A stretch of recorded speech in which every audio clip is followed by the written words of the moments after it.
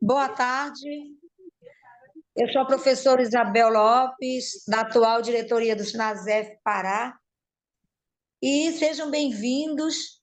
Essa é a última palestra de um ciclo que foi proposto para esta semana, Semana da Consciência Negra.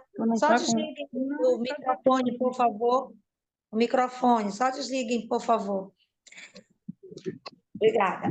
E essa semana, nós estamos fechando hoje a última palestra da Semana da Consciência Negra, sob o tema SINASEF Antirracista, Consciência, Luta e Identidade Negra. Até aqui tem sido uma semana de grande aprendizado. Nós tivemos, na segunda-feira, com a doutora Edivânia Alves, nós tivemos educação antirracista na formação de professores e professoras. Na terça, nós tivemos com a professora Janete, secretária secretária de Cultura e Turismo de Castanhal, que palestrou com o tema Mulheres Negras nas Instâncias de Poder. Na quarta, nós tivemos a apresentação de um projeto da Escola Tenente Rego Barros, com o professor Henrique Brito, que falava sobre Projeto Quilombo, Memória e Vida, que já eu como aposentada da Escola Tenente Rego Barros, cheguei a participar algumas vezes do projeto, porque ele envolve praticamente todas as áreas, todas as disciplinas. E ontem nós tivemos a Alice falando do Janã, falando desse projeto que ela encabeçou, que ela lidera, que ela abraçou, que ela, junto com os seus colegas, a partir de uma experiência racista sofrida na instituição onde ela estuda, a fez criar, junto com os seus pares, um projeto tão bonito que nasceu deles, da juventude, do IFPA de Castanhal. E foi muito bonita a apresentação de todos até aqui. Professora, eu tenho certeza que com a senhora também não vai ser diferente. Então, nós temos hoje a última palestra, e eu quero dizer para vocês que todas as palestras de segunda-feira até aqui estão gravadas. Então, a hora que vocês quiserem, vocês vão poder assistir. São palestras riquíssimas, de muito aprendizado. Então, hoje, nós vamos ter, foi tão rápido, a nossa última palestra, que é a palestra da professora Damiana Barros do Nascimento, que ela vai falar justamente do NEAB. Vai falar, deixa eu ver aqui meu Deus, eu coloquei aqui o título da sua palestra, professora. Coloquei o título da palestra da professora e agora ela vai falar sobre essa experiência do NEAB, não é? Dentro do IF, ela que é coordenadora do NEAB do campus Castanhal, especialista em educação para relações étnico-raciais, mestra em linguagem e saberes na Amazônia, tem que ler, né, professora, porque não tem como eu decorar tudo isso. Membro da Comissão Local de Heteroidentificação do Campus Castanhal, coordenadora da linha de pesquisa Diversidade Linguística, Cultura e Relações Étnicos Raciais, em contexto de formação do grupo de pesquisa do Campus Castanhal. E aí, professora, eu gostaria que a senhora apresentasse o título, por favor, direitinho da sua palestra, para que não passe batido, por favor. Seja bem-vinda. Obrigada, Isabel. Obrigada, Isabel, pela acolhida. Eu gostaria, inicialmente, de agradecer o convite que o SINASEF me fez, na pessoa da Isabel, e dizer que, durante essa semana, nós fomos eu acho que eu falo por mim e por todos os colegas que me antecederam, porque nós fomos muito bem acolhidos, né? Houve o convite para que nós estivéssemos aqui durante toda a semana, e desde o dia 19 de novembro, a Isabel criou um grupo para todos e todas nós estarmos dialogando, conversando, como seria essa semana. Então, foi uma semana assim, muito acolhedora, tudo que nós precisávamos, as pessoas estavam lá à disposição para tirar as nossas dúvidas. E então, não foi só um convite, né? Foi também um acolhimento. Às vezes, nós somos convidados para palestrar em algumas coisas, né? Alguns eventos, e aí só temos dois contatos com aquelas pessoas. O dia que eles nos convidam, que geralmente até através de ofício, né? Um convite formal, e no dia do evento, né? Então, nesta semana em que o Sinasep está fazendo essa série de palestras de combate ao racismo na nossa sociedade, nós tivemos esse diferencial, né? Foi um convite e também foi uma acolhida. Então, inicialmente, eu gostaria de fazer esse agradecimento. E dizer também que eu sou do Sinasep, né? Eu não sei se os que me antecederam são, porque alguns acho que não são servidores do IF, né? Eu não sei como é que é. Mas eu sou servidora do IFPA Campus Castanhal desde o dia 1º de fevereiro de 1995. Nesse mesmo ano eu entrei no Sinasep, portanto eu sou uma filiada, né? Conheço um pouco esse sindicato, que eu aprendi a valorizar e a reconhecer. Eu acho que se nós, servidores, não fizermos, né, um esforço para a gente construir o sindicato no qual nós estamos filiados e filiadas, a gente não tem muita, né, a gente vai ficar meio sem respaldo para fazer as nossas críticas. As críticas são necessárias, sobretudo quando elas são construtivas, mas nós temos que ter eco nas nossas críticas, né? E o eco ele vem muito pelo sentimento de pertencimento, pela participação, pela aquela vontade de que a luta sindical dê certo, caminhe, né? Então a gente tem que estar junto. E aí eu já fui da coordenação local aqui, na época chamava seção local, né? Há muitos anos atrás, acho que 96, 97, muito tempo, mas desde então eu só não sou mais de nenhum tipo de organização, de diretoria, nem de coordenação local, eu sou só filiada mesmo ao longo desses anos todos, né? Então, ano que vem nós vamos fazer 30 anos de Instituto Federal, e desses 30 anos, eu acho que quase 30 eu sou do Sinasep. Então, eu quero dizer isso inicialmente para reforçar de que eu estou muito bem, né? Eu estou me sentindo muito bem, eu estou em casa, né? Eu estou falando para o sindicato no qual eu faço parte, e eu estou falando, vou falar, não é, sobre algo que faz parte da minha vida, do meu cotidiano, do meu universo de trabalho, que é a importância da rede RENEAB na construção das lutas antirracistas no IFPA. E aí as pessoas devem estar perguntando assim, mas o que é RENEAB? Né? A gente é até um pouco redundante, porque a gente fala rede RENEAB. E a sigla RENEAB, ela já está incluída a palavra rede. Mas é porque nós gostamos de enfatizar. Porque a RENEAB é uma rede, não é, que ela congrega, ela reúne o NEAB do campus Belém e os NEABs dos outros campos do IFPA, além de grupos correlatos. Então, ela é uma rede e, diante deste universo, dessa sociedade racista, homofóbica, misógina, né, que nós temos, etarista, né, as ações da Rede RENEAB, elas vêm fazendo um diferencial nessa luta, né, na construção dessas lutas antirracistas, porque nós colocamos no plural, porque são diversas lutas, né? Então, eu trouxe um slide para a gente ir passando, para eu não me perder muito, né, para não falar muito. E aí, eu não sei se é a Carolina ou é a Aline que irão passar os slides, já pode começar, tá bom? A princípio tem essa tela aí, não é? Com 3 imagens sobre a nossa prática, as nossas atividades, os nossos eventos, mas eu acho que tem alguém que vai passar agora a tela para mim, não é isso? A Carol, professora. A Carol, ela já vai. Tá. Ela vai começar a. Ela deve estar já mexendo aí nessas tecnologias que eu lhe confesso. Isso, está aí, professor.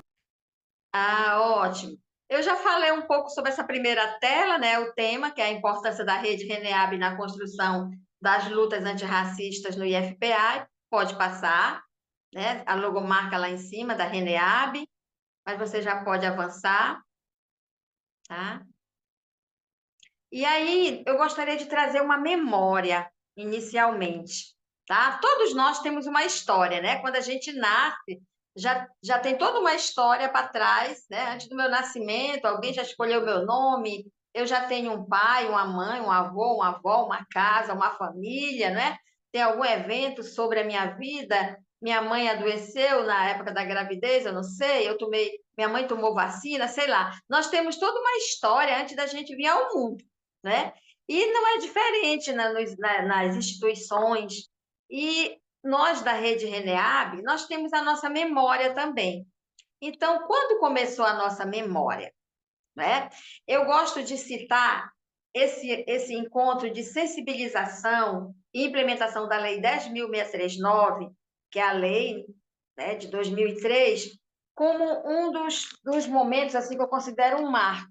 Por quê? Porque a Lei 10.639 ela foi aprovada, né, no dia 9 de janeiro de 2003.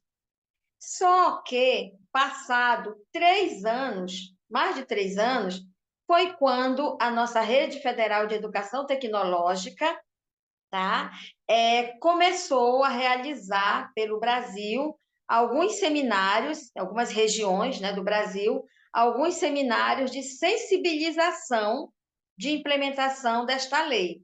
Então, um pouco atrasada, né, bastante atrasada, mas começou a realizar esses seminários de sensibilização. E o daqui da região norte, ele aconteceu no Cefet Pará, que hoje é o campus Belém do IFPA. Então, esse seminário foi nos dias 21 e 22 de novembro de 2006. Entre 2003 e 2006, eu gostaria de dizer que o campus Belém, que na época era chamado de Cefet, já vinha desenvolvendo muitas ações referente à Lei 10.639, assim como o campus Castanhal também, que na época era denominado de Escola Agrotécnica Federal de Castanhal. Então, quando teve esse encontro de sensibilização, que nós fomos participar, nós chegamos nesse encontro já com algumas ações que vínhamos realizando, né? Então, em 2006, o Campus Belém, que na época era Cefet Pará, criou o seu NEAB, né? Porque já vinha com essas ações entre a lei 10, entre o ano de 2003 e 2006, tá? E o Campus Castanhal criou o seu NEAB em 2007, durante o encontro pedagógico, 15 de fevereiro de 2007.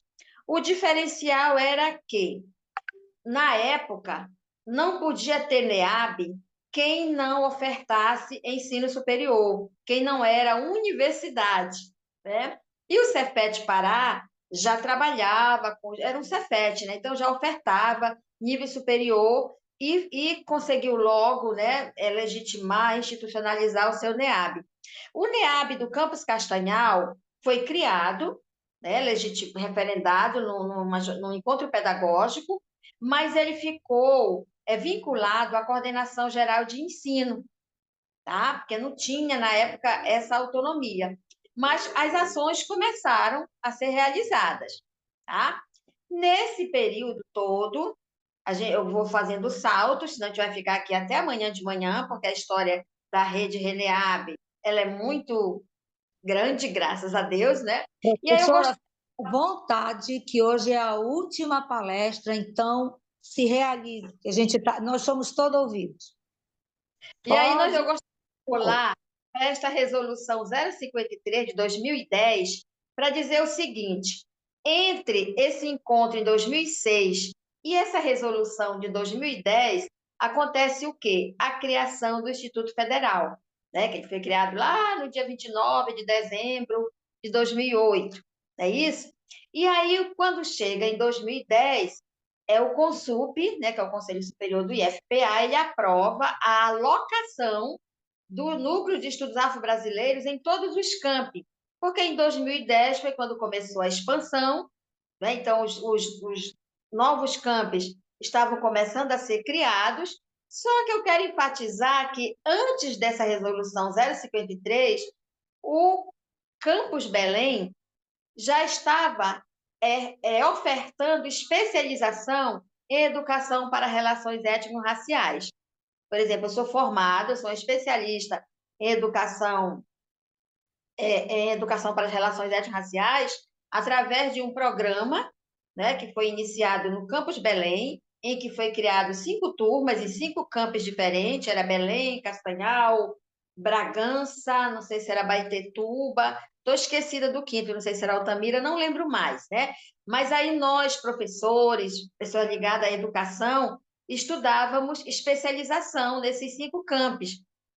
Foi uma iniciativa maravilhosa. Até hoje existe especialização em educação para relações étnico-raciais no campus Belém, não é? E aí nós estudávamos, tá? Era uma especialização voltada para os professores e professoras. E aí, gente, em 2010, com essa resolução que sai, né? E os campos começam a ficar atentos, a se organizar em prol, né, dessa estruturação, dessa criação desses núcleos. O que acontece também entre 2006 e 2010 é a aprovação da Lei 11.645, que trata da educação para as relações não só mais étnico-raciais afro-indígena, mas afro-americana, afro-brasileira, mas também indígena, né, que é a Lei 11.645. Então, vejam que tem uma série de eventos que vão acontecendo e que isso vai sendo disseminado nos campos, que também vão sendo criados, e aí nós estamos em 2010, e aí eu gostaria de pular para 2018. Por quê? Porque foi durante o Fórum de Gestores de Extensão, que ocorreu na reitoria, entre 8 e 9 de novembro de 2018, que os gestores saem de lá com um dever de casa, né, para que, ao voltarem para os seus campos, eles realmente começassem a criar os seus NEABIs, e agora já era NEABIs, porque tinha a política, né, da educação indígena, que é a Lei 11.645, e aí os gestores, os diretores das escolas, os diretores de extensão, dos campos, aliás, começaram a convidar, né, professoras, professores, técnicos administrativos, para compor esses núcleos, esses NEABIs. Tá? Então, nós temos essas datas que, para mim, são muito simbólicas, são pertinentes, porque elas vêm assim mostrar para nós essa memória, né, do que acontecia no IFPA antes da rede RENEAB ser oficialmente instituída. E aí, Carol, você pode passar, tá? Que aí, para a gente analisar a próxima tela,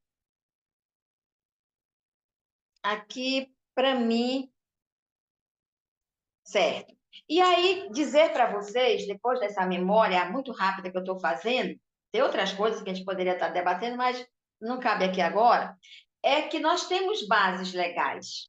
A Rede RENEAB, ela não é um grupo de servidoras e servidores que são negros ou negras ou indígenas, ou parentes de negros, de indígenas, descendentes, casados com pessoas negras, indígenas, que resolve se juntar, reunir para fazer projetos, pesquisas. Não, não é isso, não.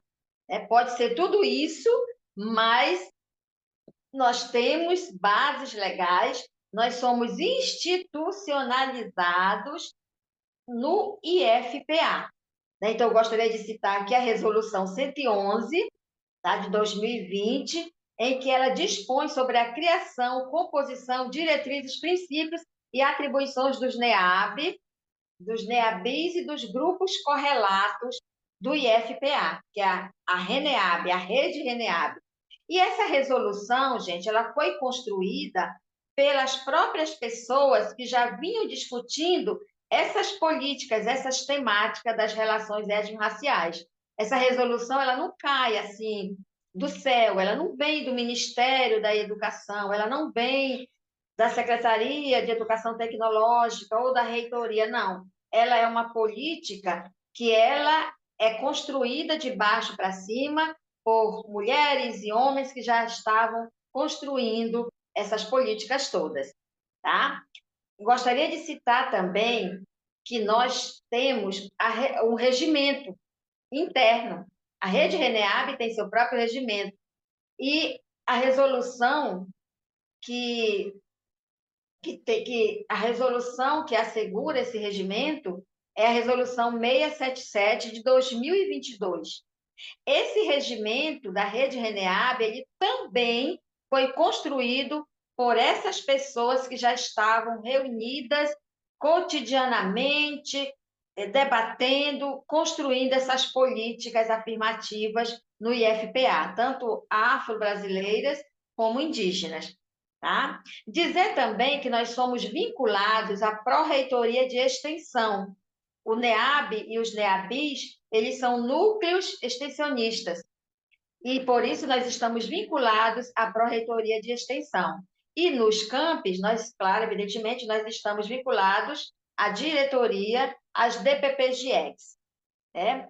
Dizer também que nós não somos só vinculados internamente no IFPA, mas nós somos vinculados também ao consórcio, tá? De NEABs, NEABIs e grupos correlatos, que é o CONEABs, é um consórcio nacional, né, que existe, e todas as redes fazem parte do CONEABs, porque não tem só uma rede de NEABs, NEABIs e grupos correlatos no IFPA. Essas redes estão espalhadas, graças a Deus e aos orixás, né? E a nossa ancestralidade, em diversas universidades, em diversos institutos federais, nesse Brasilzão afora. Tá? Então, eu trouxe essa data, 9 de novembro de 2020, que foi um evento nacional que o CONEABS fez. Claro, ele já fez diversos, né? Mas esse aqui eu gostaria de registrar, porque foi, não, se não me falha a memória, foi o primeiro que nós da Rede RENEAB participamos, nós aqui do IF. Não sei, eu sei que foi o primeiro que eu participei, né? Mas eu acho que muita gente da rede participou desse. E nós temos uma coordenação executiva, tá? Atualmente, a coordenadora é a professora Etiane Patrícia, do campus rural de Marabá, a professora Cátia Bárbara, do campus de Parauapebas, e o professor Douglas de Oliveira, do campus de Abaetetuba. Tá? Essa é a segunda gestão desta rede RENEAB, já tivemos a primeira em 2022, né? A primeira coordenadora da rede RENEAB foi a professora Robervânia Sá, que era do campus Castanhal, hoje está no campus de Conceição do Araguaia, junto com a professora Marley, que foi do campus de Tucuruí, campus Castanhal, e hoje está no campus Belém, e a professora Vanessa, que à época era do campus rural de Marabá. Essas três professoras foram as primeiras, né? Primeira coordenação executiva, e essas que estão aqui na tela é a coordenação executiva atual. Dizer também que a Rede RENEAB, ela faz parte do projeto pedagógico institucional, o PPI, né? que está no âmbito do IFPA. É o projeto maior que trata de todo o ensino no âmbito do Instituto Federal. É a portaria 1724. E lá tem um item, né, uma seção em que trata das questões dos NEABs e NEABIs, que são as ações afirmativas necessárias, imprescindíveis dentro de um Instituto Federal. Né? Nós também temos a Resolução 708, de 7 de julho de 2002, que aprova a política de ações afirmativas própria do IFPA, visando a reserva de vagas para um público específico em processo seletivo, para o ingresso nos cursos técnicos de nível médio e de graduação, essa política que findou, né, numa resolução, que é a 708, ela também foi uma política construída pelos membros da Rede Reneab, tá? Nós recebemos documentos pedindo para que nós, os diretores, receberam documento para que eles criassem comissões para discutir internamente nos campos e também com a sociedade civil sobre quais segmentos da sociedade poderiam ser contemplados com cotas, que são as políticas de ações afirmativas. Por quê?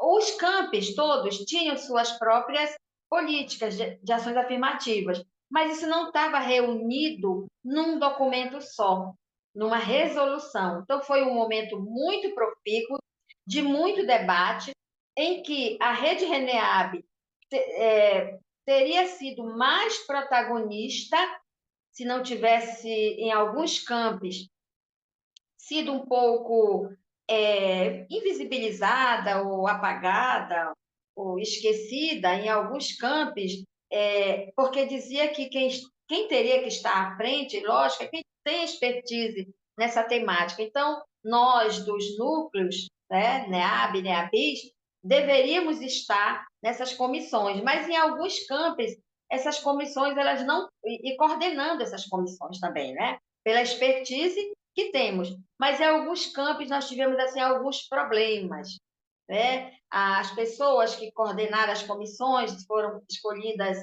pelos gestores, eram pessoas da confiança dos gestores e não pessoas da rede Reneab. Então, nós tivemos algumas situações, mas, no geral, ela foi construída, houve o debate e hoje nós temos essa resolução 708, que também nos dá muito orgulho de termos feito parte dessa construção. Pode passar, Carol. E aí eu tô com esse desenho aqui. O que é isso, menina? Isso aqui é uma cola que eu peguei da dissertação da professora Claudiane Ladislau, do Campus de Breves, que ela acabou de defender a dissertação dela de mestrado. E, gente, a dissertação dela é uma pesquisa sobre o NEABI de Breves. É fantástica. A gente ainda não leu, né? Porque ela passou agora pela banca, de aprovação, de defesa, excelente a pesquisa. E lá no trabalho dela, que não está mais com a palavra rascunho, evidentemente, ela fez a relação, né, dos NEABs, do NEAB e dos NEABIs. Eu digo sempre NEAB e NEABIs, porque NEAB é o campus de Belém, tá? Eles param na letra B. E os demais são NEABIs, tá bom? Vamos percebendo aí, às vezes eu falo essa diferença assim.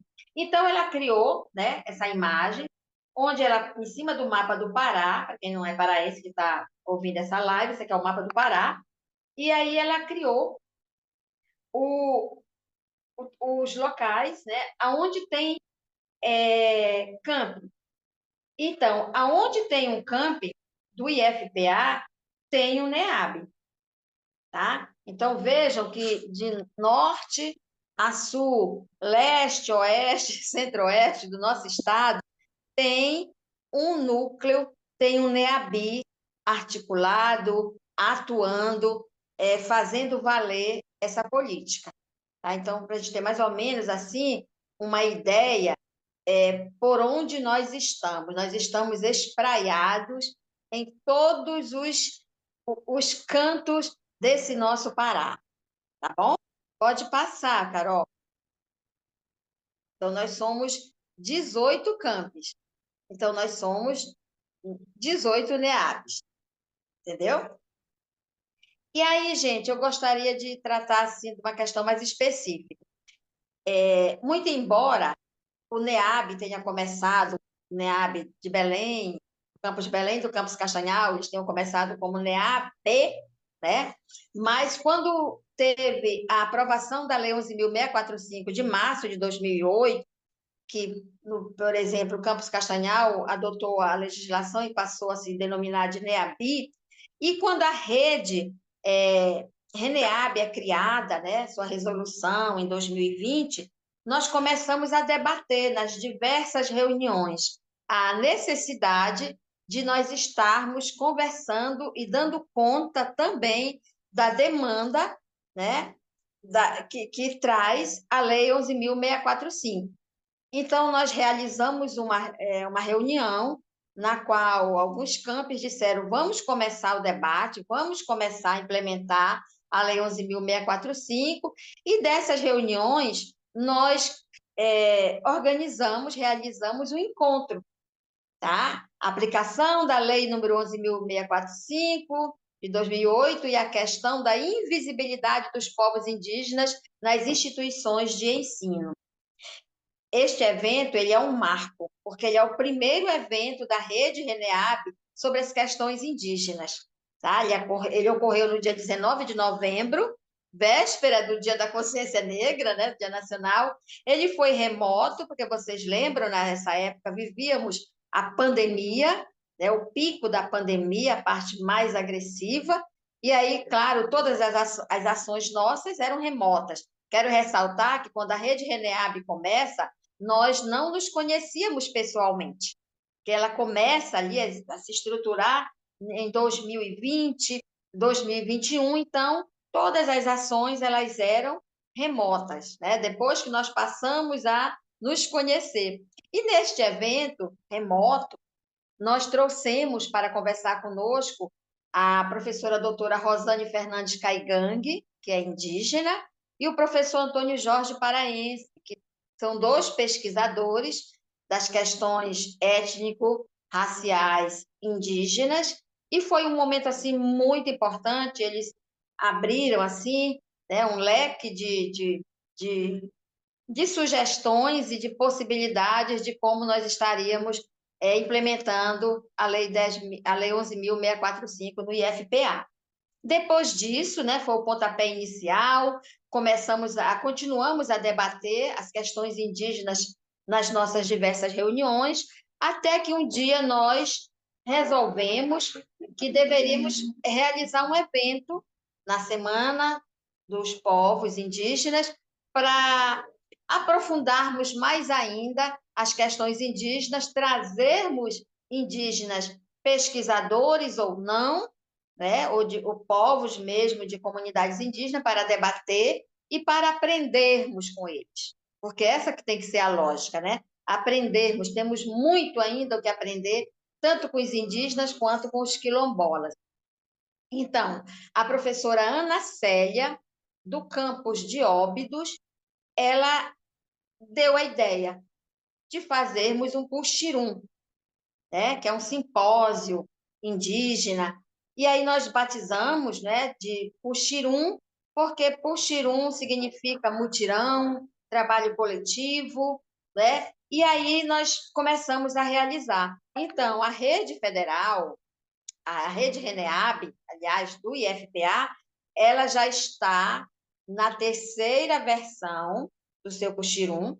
O primeiro foi online, remoto, organizado pelo NEABI de Itaituba, dentro da frente, a professora Maria Malché, né?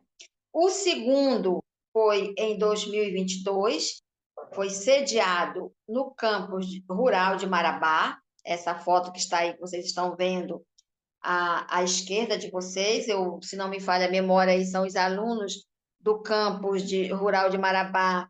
Não sei se eles são os Paracanãs, porque lá eles têm, eu acho que umas 3 etnias ali naquela região de Marabá, né? E nós temos aqui do lado direito o terceiro Puxirum, que foi organizado pelo NEABI de Santarém. Então, vejam a dinâmica, como acontece a construção do Puxirum. Dá trabalho muito. Esses NEABIs que organizaram esses Puxiruns, nossa, é um trabalho assim muito grandioso, dá muito trabalho, mas o resultado é muito bom. São experiências exitosas e necessárias para o debate, né, das políticas de ações afirmativas no Instituto Federal. Então, o primeiro, NEABI de Itaituba, o segundo, NEABI do campus rural de Marabá, e o terceiro, de Santarém. Em 2024, nós não conseguimos realizar o Puxirum, seria o quarto, porque nós estávamos na atividade de greve, também importante para a nossa sobrevivência enquanto Instituto Federal, né? Pode passar, Carol, porque além do Puxirum, pode passar o slide, tá?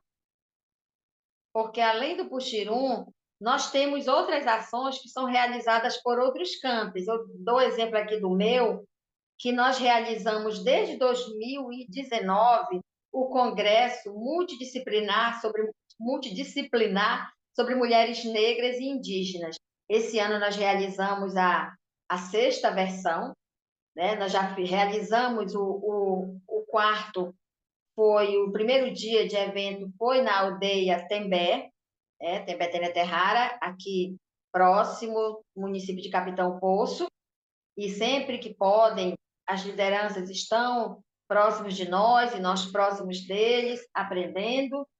Também já realizamos uma live com o movimento indígena do Baixo Tapajós, foram as mulheres, né, mulheres indígenas conversando conosco, do Neabi Castanhal. Nós temos aí a Elina Maitapu, né, a professora Zeneide Kumaruara, nós temos a Eli Tupinambá, a Vera Arapium, professora Roberto Vânia mediando, ou seja, nós precisamos trazer essas discussões cada vez mais para os nossos campos.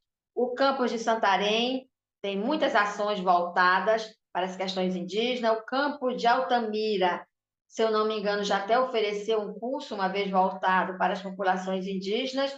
O campus rural de Marabá também tem outras ações que atendem, né, tenta atender a Lei 11.645. Pode passar, Carol.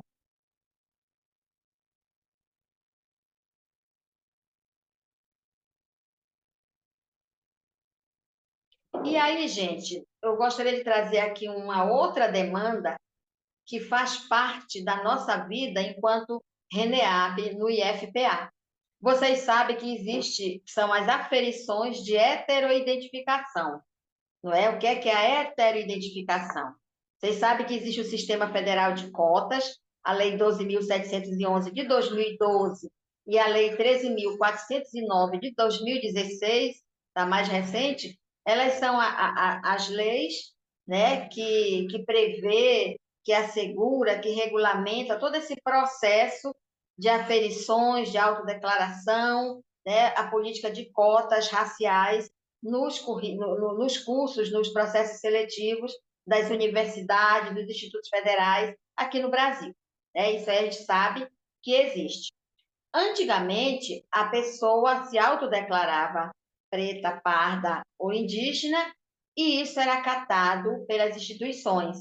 E a pessoa passava a ser um cotista, né? Ela alcançava a sua vaga mediante a sua autodeclaração.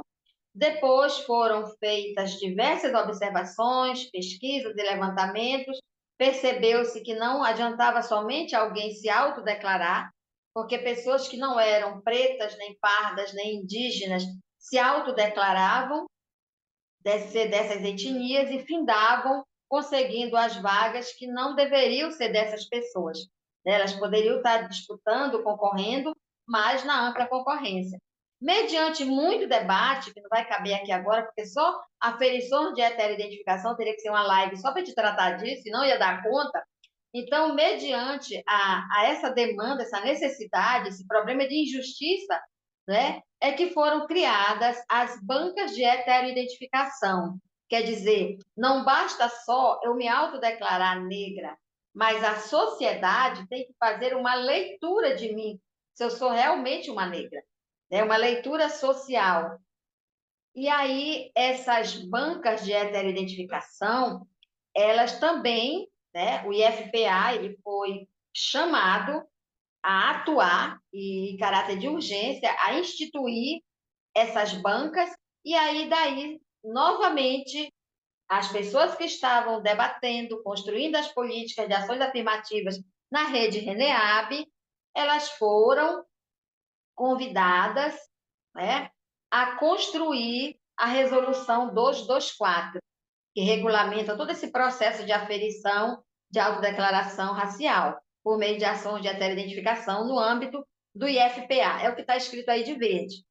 Essa resolução, ela em 2022, ela foi melhorada, né? E aí foi criada uma nova resolução, que hoje a que está em vigor é a 732, tá? A 224 foi de 2021, a 732 é de 2022, em que regulamenta, né? Foi acrescido algumas coisas que faltavam.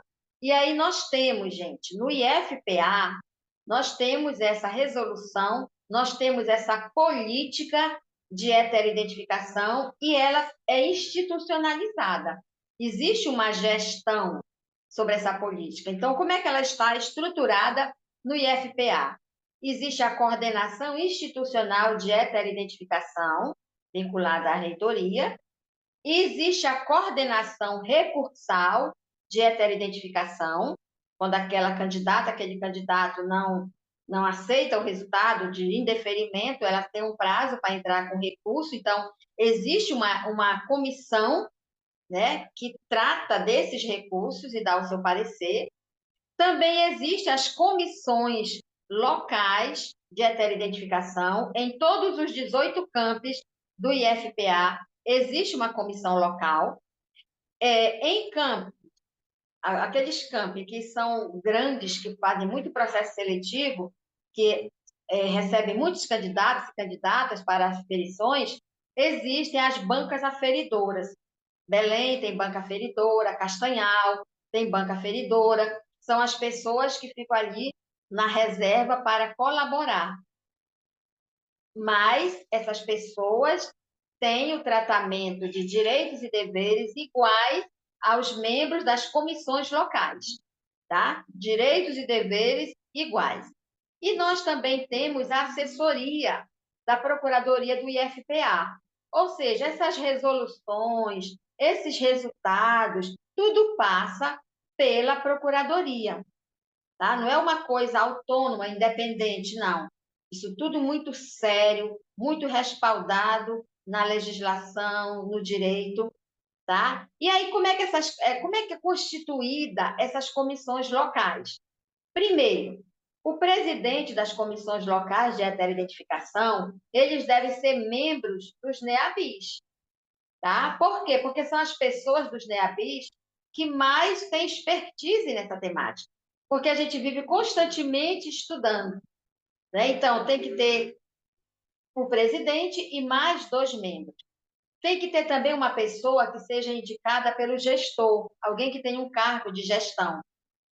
Mas também tem que ter uma representação da sociedade civil, uma pessoa com expertise em questões étnico-raciais afro ou indígena.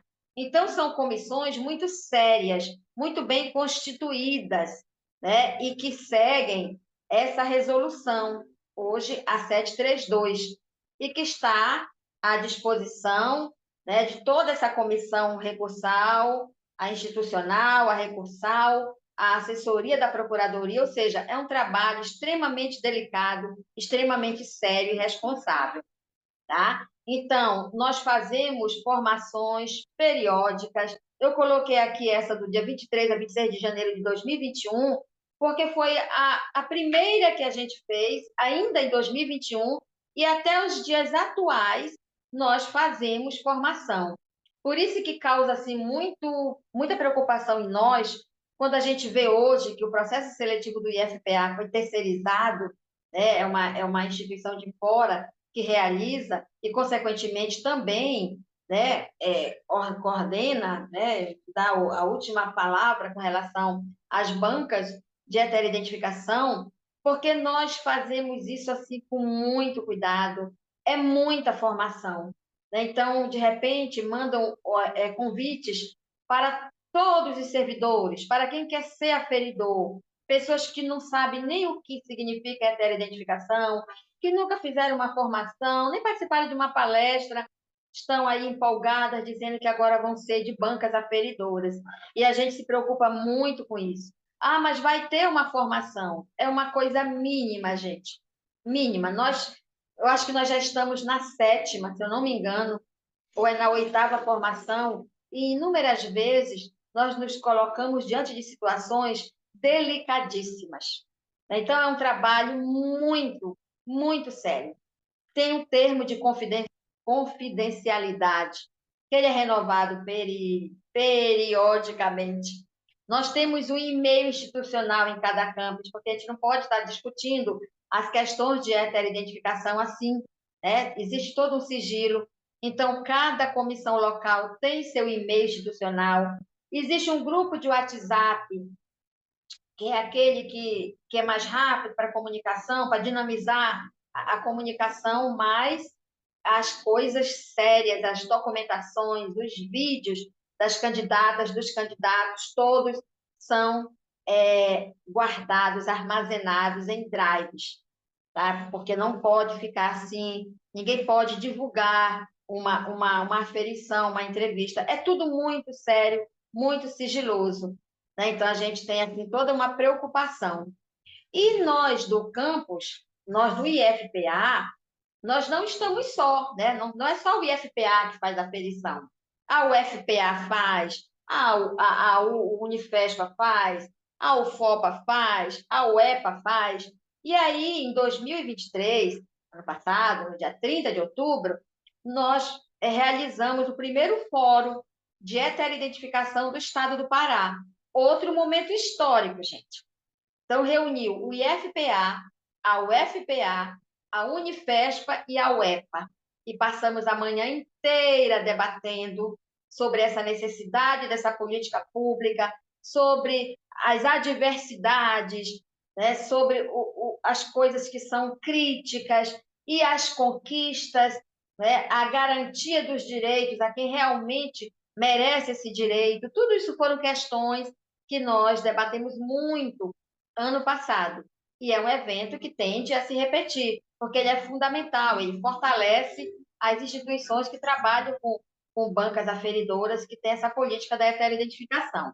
Tá? Então, nós da Rede Reneab, nós estamos totalmente envolvidos, porque em cada NEAB deste IFPA, existe no mínimo 3 pessoas em cada comissão local de heteroidentificação, existe no mínimo 3 pessoas que são do NEABI.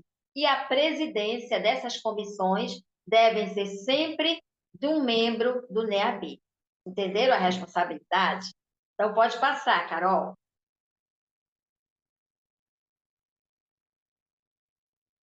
E aí, eu trouxe essa página bem colorida, bem alegre, que é o que nós somos, né?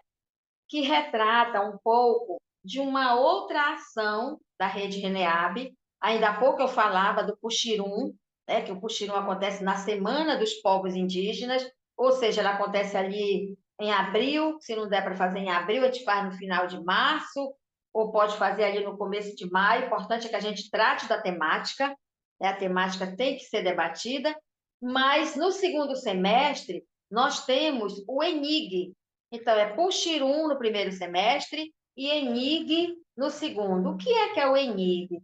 É o encontro de NEAB, NEABIS e grupos correlatos do IFPA, tá? Que este ano nós vamos realizar a nossa quarta versão. Tá? Então, houve um primeiro, eu não participei do primeiro, eu não consegui imagens, não consegui nem a data do primeiro, mas teve um primeiro, né? Mas aí teve o segundo, que é esse que a gente conseguiu a imagem aqui que está à esquerda de vocês, tá? Nós realizamos o terceiro, que está aqui à direita. Veja que nós temos uma logomarca, né? Aí, que é esse mapa, muito bonito por sinal. Nossos cartazes do encontro de NEAB, NEABIS e grupos correlatos são sempre muito bonitos, né? E nós temos aqui algumas imagens embaixo que elas são muito, muito significativas para nós. Durante o que acontece o ENIG? Qual que é a importância do ENIG? Por que tem que ter ENIG? Primeiro, gente, nós passamos o ano inteiro, de janeiro a novembro, realizando ações, né? Realizando ações dentro dos nossos NEABs. Chega um momento em que nós precisamos, primeiro, nos confraternizar, nos fortalecer, aprendermos uns com os outros, aprender com os convidados de fora que nós trazemos para nos ensinar coisas complexas que até então ainda não está no nosso conhecimento, não é? E também para nós socializarmos as nossas ações, tá? Realizadas ao longo do ano, que é o Reneab apresenta. Então, eu vou tentar explicar aqui. Nesta mesa que está à esquerda de vocês, nós temos aí a professora Graça Teles, do NEAB de Breves, professora Simone, do NEAB de Bragança, professora Robervânia, do NEAB de Conceição do Araguaia, professora Laureni, do NEAB de Belém, professor Douglas, do NEAB de Abaetetuba. Veja que coisa importante, né? Municípios grandes, institutos, campos grandes, que têm os seus NEABs. E aí, essa é só uma mesa. As equipes, né, os colegas, eles vêm em blocos. Então, isso aí é uma foto de um bloco de NEABs que estavam socializando o que realizaram ao longo de 2023. Depois chegou outros blocos, com Cametá, com Castanhal, com Ananindeua, tá? Depois Paragominas, Parauapebas, Rural Marabá. Então, são vigia, né? Como vocês já sabem, são 18 campos. Então, haja blocos de servidores para socializar suas experiências, né? Nessa mesa aqui à nossa direita, nós temos pessoas do Ministério Público, temos aqui promotoras, temos pessoas da ouvidoria da Secretaria de Belém, temos o ouvidor do IFPA. Aqui, logo a última pessoa, essa jovem, é a doutora Darla, que foi uma perda muito grande para nós, né? Ela esteve conosco no ENIG de 2023 e pouco tempo depois ela nos deixou, né, assim, de forma muito brusca, assim, inesperada. Uma menina nova, advogada, militante, sabe? Uma das criadoras do coletivo Sapato Preto, uma grande colaboradora nossa, mas que nos deixou. E até trouxe essa foto também por isso, a gente lembrar que às vezes nós vamos perdendo as pessoas são muito importantes nessa caminhada, né? É uma caminhada muito difícil, quase ninguém quer assumir, abraçar, porque é polêmico, tira as pessoas do seu comodismo, a gente trata com o direito, com a justiça, e é um país extremamente racista, então nem todo mundo abraça essa causa nos campos, né, no Instituto Federal como um todo. Então, quando tem pessoas que vêm se juntar a nós e que de repente nos deixam, a gente fica entristecido, né? Nós temos aí o SEDEMPA, que para quem não está assistindo que não é do Pará, é o Centro de Defesa do Negro, é a maior referência que nós temos no estado do Pará, tá? É um movimento em ações de combate ao racismo, de implementação de legislações, enfim, o SEDEMP é a nossa grande referência. E num desses ENIGs, o nosso encerramento foi lá na sede deles, ali onde está aqueles tambores enormes, não sei nem se o nome seria tambores mesmo, né? Mas foi lá o encerramento, aqui de novo eles conosco, tá? Aqui eu acho que é na residência do governador, né? Vieram também realizar um show, ou seja, aqui no centro muitos de nós, do CEABIS, o ENIG é um momento muito importante. E se não me falha esta memóriazinha fraca, o próximo será de 12 a 14 de dezembro. E ele vai se dar, gente, da forma remota, porque não temos recursos. Vocês sabem que aqueles 40% de recursos que foram usurpados, né, dos institutos federais pelo governo anterior, não foi reposto pelo governo atual, ou seja, nós não temos dinheiro para fazer visita técnica, não temos dinheiro para comprar combustível, não temos dinheiro para fazer nossos eventos como nós sempre fizemos. E aí, qual que é as alternativas que a gente vem, né, abraçando, lançando mão? Uma delas é voltar a fazer evento remoto, que nem é tão bom assim, né? Lembra muito do período necessário da pandemia, mas a gente precisa fazer porque nós precisamos nos encontrar, nos reencontrar, nem que seja de forma remota. Foi como nós começamos a nossa caminhada na rede, né? Na rede Reneab, foi de forma remota, porque tudo começou na época da pandemia, e nós iremos fazer, tá? Quem está à frente, tá? É os campos rural de Marabá e o campus rural de Marabá e o campus industrial de Marabá, tá, gente? Então, nós convidamos vocês, depois nós vamos até mandar para o Sinasep nossos cards, convidando, porque como vai ser remoto, muitas pessoas vão poder participar, e muito embora as pessoas pensem que ele é um encontro só para quem é de NEAB e NEABIS, não, ele é um encontro aberto, porque pensa no evento que acontecem coisas fantásticas e debates profundos e profícuos. É no ENIC. Tá? Então, depois a gente vai socializar para que muitas pessoas possam participar. Tá bom? É a nossa grande ação da rede no segundo semestre. Pode passar, Carol.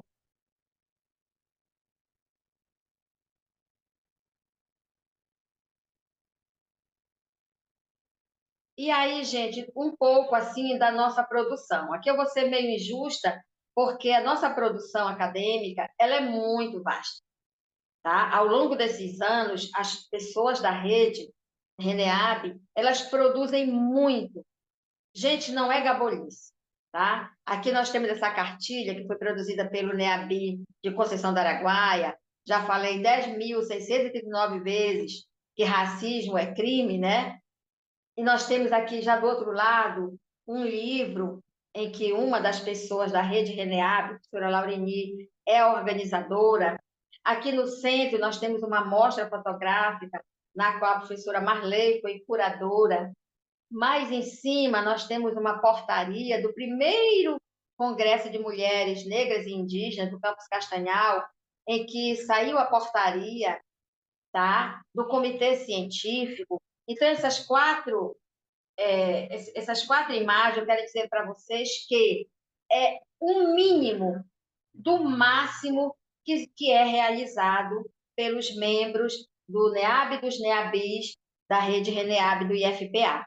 Tá? Então, é muita produção, tem professoras que produzem documentário, produzem artigo científico, produzem revistas, e nós temos o nosso grupo de WhatsApp, né, da rede Reneab, então nós temos uma formação, as oficiais em que nós somos convocados para estar numa sala estudando, mas nós somos cotidianamente formados, porque o NEAB é um grupo de WhatsApp que todo tempo alguém está postando alguma coisa.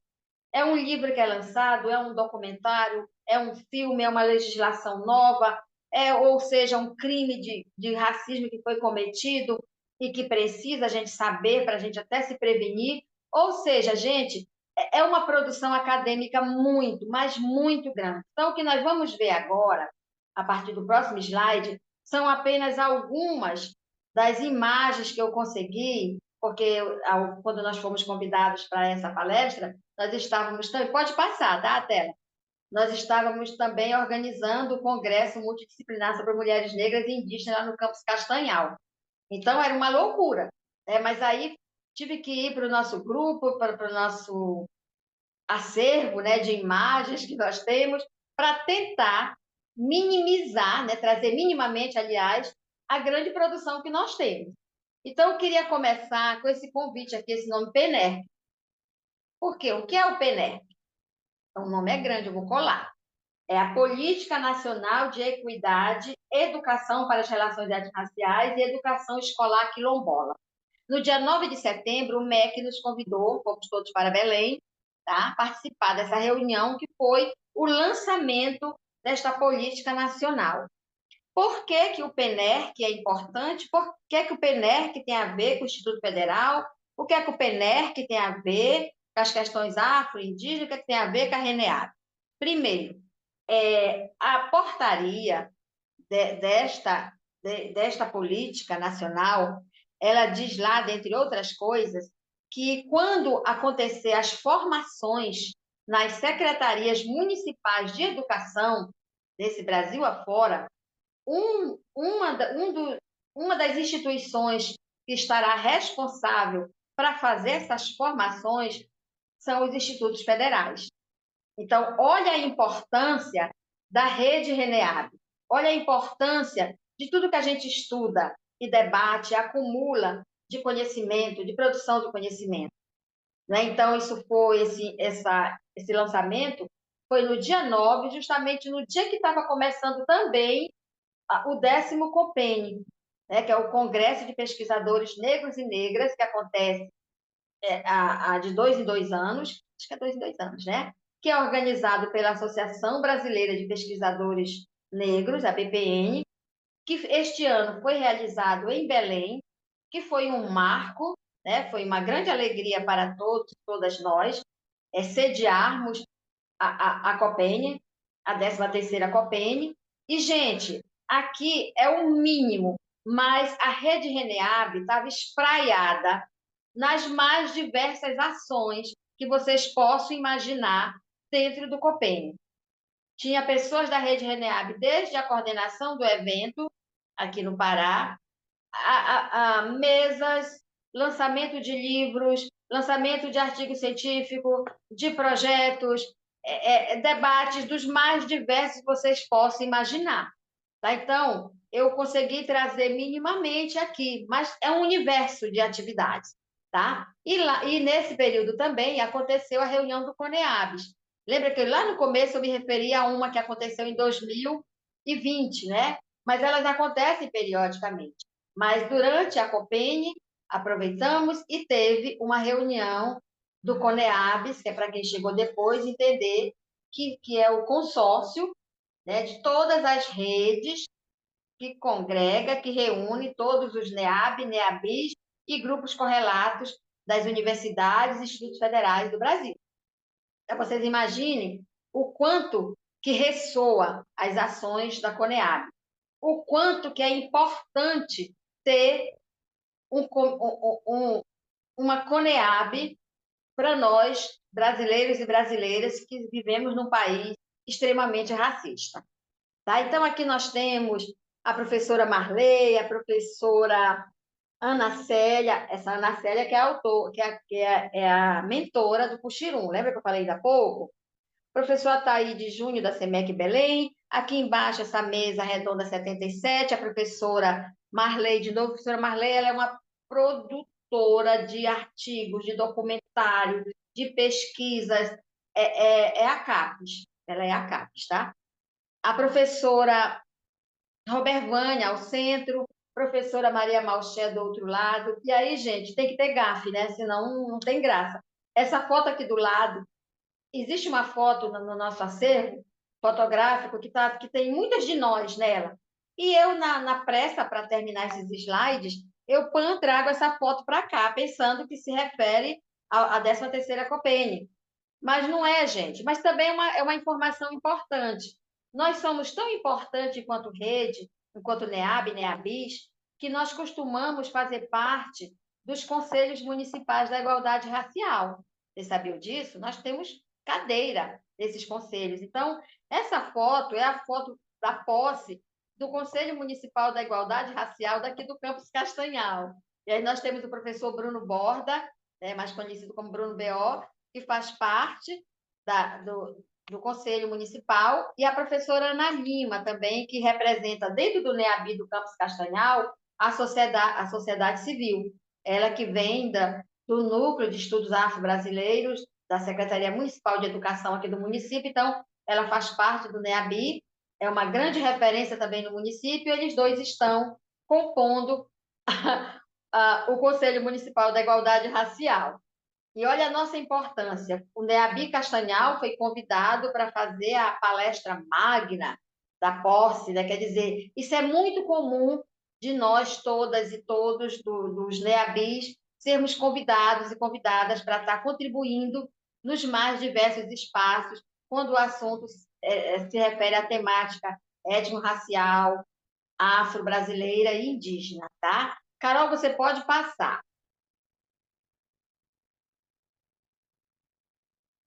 E aí, gente, aqui nós vamos quase que para finalizar. O que nós temos aqui são cards, né? São os cartazes dos mais diversos eventos que ocorreram ao longo desse ano, tá? Nos NEAB e NEABIs do nosso campus, do nosso IFPA. Então, aqui nós temos o terceiro congresso do Núcleo de Estudos Afro-Brasileiros e Indígenas do campus de Conceição do Araguaia, tá? Que foi agora em novembro.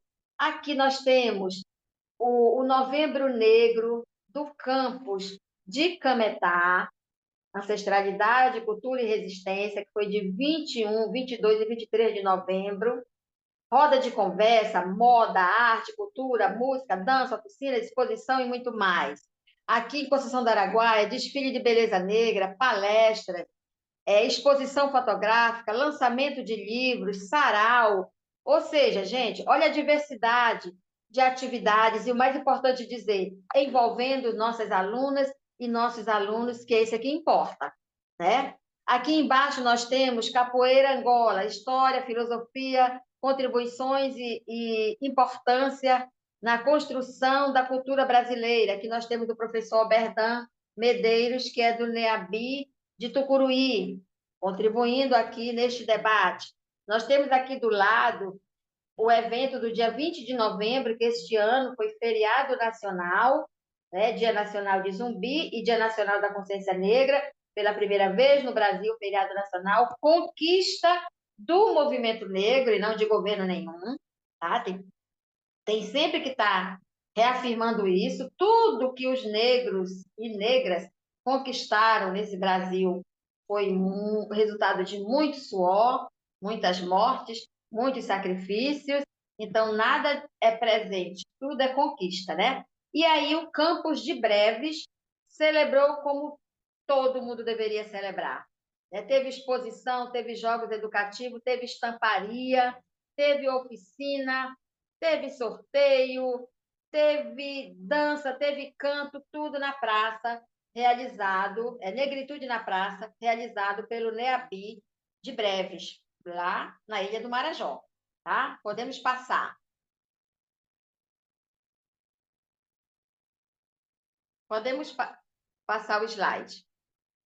Como eu falei, às vezes o Ministério Público, os órgãos, né, alguns entes, vêm até nós para nos dar palestra, mas outras vezes nós somos convidados e convidadas para palestrar nos órgãos públicos de referência. Por exemplo, o Arquivo Público do Estado do Pará recebeu, no dia 21 de novembro, uma palestra que a professora Robert Vânia, de Conceição do Araguaia, ministrou.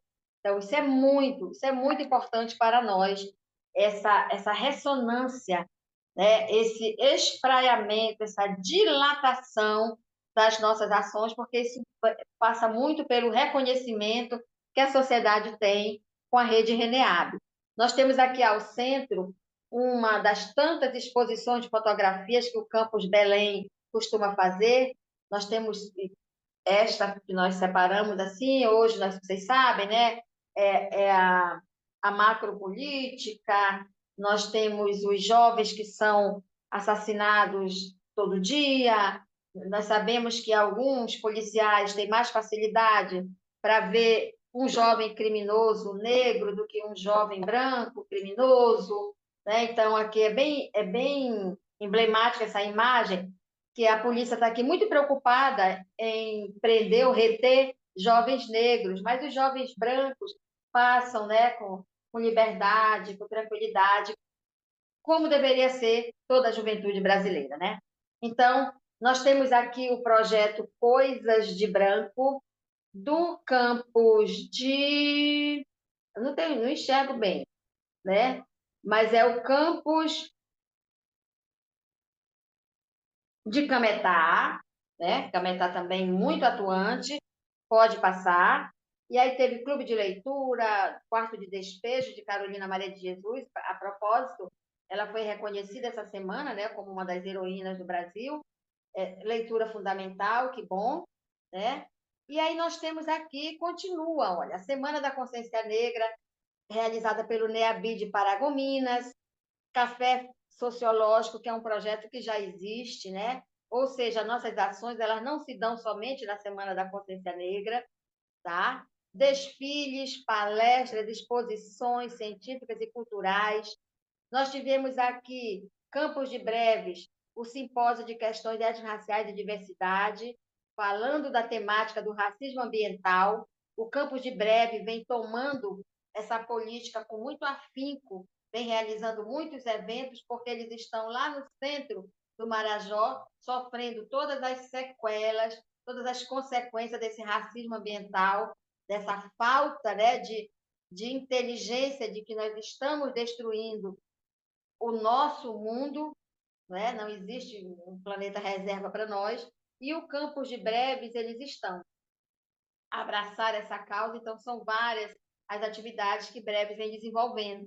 Nós temos aqui essa exposição fotográfica, que foi realizada no dia 22 de novembro, no Campus Belém.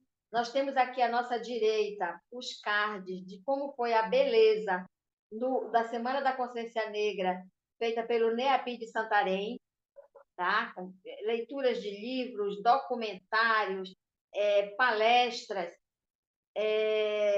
Nós temos, porque eu sou ruim, roda de conversa, tá? O debate sobre as mulheres, ou seja, muito, muito importante. O NEABI de Santarém também tem um trabalho voltado para as questões indígenas, muito positivo, muito exitoso. Pode passar.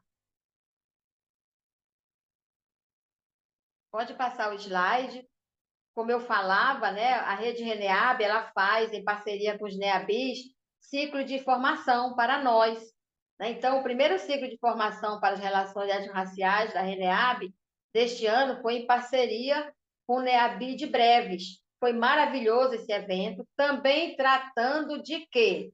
Mulheres negras, trajetórias diversas e o enfrentamento do racismo ambiental.